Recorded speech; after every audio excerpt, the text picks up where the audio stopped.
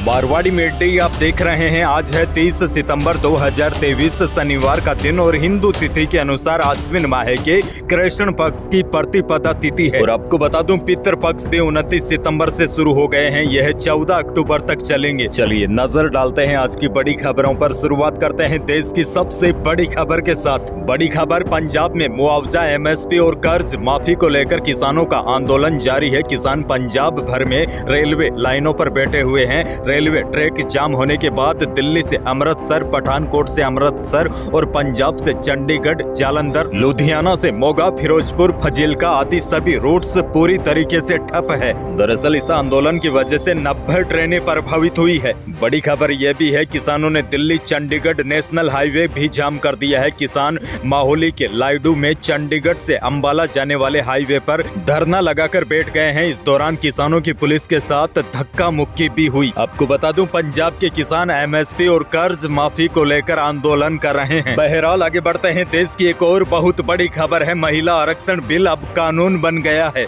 शुक्रवार 29 सितंबर को राष्ट्रपति द्रौपदी मुर्मू ने इस पर दस्तखत कर दिए हैं। इसके साथ ही सरकार ने गजट नोटिफिकेशन भी जारी कर दिया है। अब इस बिल के कानून बन जाने के बाद लोकसभा और राज्य विधानसभाओं में 33% सीटें महिलाओं के लिए आरक्षित होगी। देखिए फिलहाल लोकसभा में 82 महिला सांसद है और नारी शक्ति वंदन कानून के तहत अब लोकसभा में 181 महिला सांसद रहेगी और सभी राज्यों की विधानसभाओं में भी महिलाओं को 33% आरक्षण मिलेगा। यानी कि महिलाओं के लिए 1/3 सीटें आरक्षित होगी। इस ऐतिहासिक बदलाव के बाद से सक्रिय राजनीति में महिलाओं की भागीदारी बढ़ेगी। आगे बढ़ते हैं। राजस्थान से बड़ी खबर, पीएम नरेंद्र मोदी 5 साल बाद जोधपुर आ रहे हैं। विधानसभा चुनाव को लेकर पीएम मोदी राजस्थान में एक के बाद एक चुनावी दौरे कर रहे हैं। पीएम मोदी पहले 2 अक्टूबर को चित्तौड़गढ़ और 5 अक्टूबर को जोधपुर के दौरे पर होंगे। बड़ी खबर यह है मुख्यमंत्री अशोक गहलोत के गृह जिले जोधपुर में पीएम मोदी कई सौगातें भी देंगे। पीएम मोदी नई ट्रेन के साथ ही डबलिंग वर्क को हरी झंडी दिखाएंगे। साथ ही में एयरपोर्ट के नए भवन का भी शिलान्यास करेंगे। इसीलिए पीएम मोदी का जोधपुर दौरा काफी महत्वपूर्ण माना जा रहा है।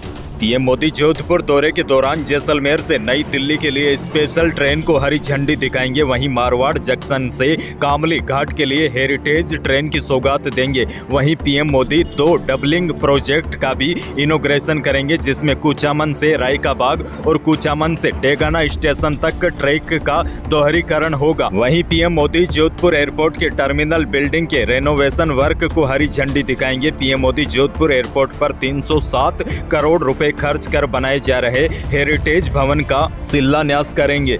आगे बढ़ते हैं। राजस्थान से बहुत बड़ी खबर है। राजस्थान में पेट्रोल पंप संचालक 1 अक्टूबर से फिर से हड़ताल पर जाने की तैयारी कर रहे हैं। राजस्थान पेट्रोलियम डीलर्स एसोसिएशन के अध्यक्ष राजेंद्र सिंह भाटी ने कहा कि पेट्रोल और डीजल पर बढ़ते हुए वेट पर सरकार ने 10 दिन में समाधान करने के लिए कहा था, लेकिन 13 दिन के बाद भी समाधान नहीं निकला।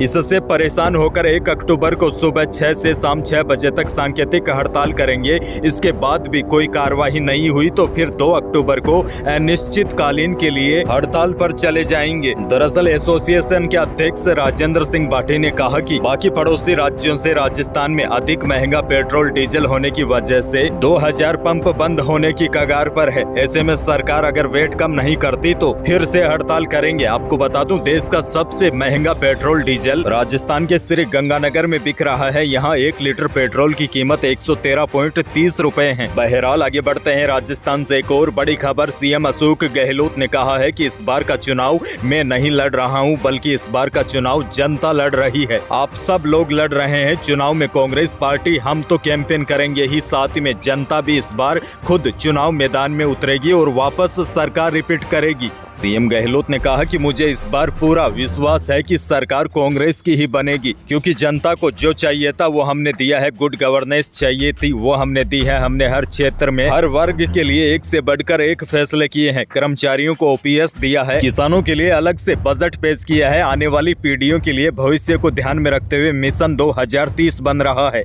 आगे बढ़ते हैं। एक और बड़ी खबर, विधानसभा चुनाव से ठीक पहले कांग्रेस का साथ छोड़ बीजेपी में आई नागौर से पूर्व सांसद ज्योति मिर्धा ने हनुमान बेनीवाल और सीएम गहलोत पर जोरदार हमला बोला है। ज्योति मिर्धा ने सीएम गहलोत और हनुमान बेनीवाल पर मिली भगत का आरोप लगाया है। एक अखबार को दिए गए इंटरव्यू में ज्योति मिर्धा ने कहा कि सीएम गहलोत आने वाले विधानसभा चुनाव में हरीश चौधरी, दिव्या मदेरणा और पायलट गुट के लोगों के खिलाफ राष्ट्रीय लोकतांत्रिक पार्टी के उम्मीदवार खड़े करवाएंगे ताकि उन्हें चुनाव में हार मिल सके। ज्योति मिर्धा ने आगे कहा कि पायलट और उनके गुट के लोगों के साथ पार्टी के अंदर सौतेला व्यवहार किया जा रहा है। ज्योति ने कहा कि सीएम गहलोत पायलट गुट को हराने के लिए राष्ट्रीय लोकतांत्रिक पार्टी को आगे बढ़ाया है। आगे बढ़ेंगे, लेकिन उससे पहले प्रदेश के मौसम से जुड़ी बड़ी खबर है। राजस्थान में मानसून की विदाई लगभग शुरू हो चुकी है। अब पश्चिमी राजस्थान में बारिश होने की उम्मीद काफी कम है। हालांकि तेज गर्मी के बीच शुक्रवार दोपहर 3 बजे के आसपास जोधपुर शहर में करीब 15 मिनट तक बारिश हुई। पश्चिमी राजस्थान में मात्र 1-2 स्थानों पर अब बारिश रह गई है। ज्यादातर इलाकों का मौसम साफ है क्योंकि पश्चिमी राजस्थान में अब एंटी साइक्लोनिक सिस्टम बन गया है। वहीं आपने देखा होगा मौसम में भी बड़ा बदलाव आ चुका है।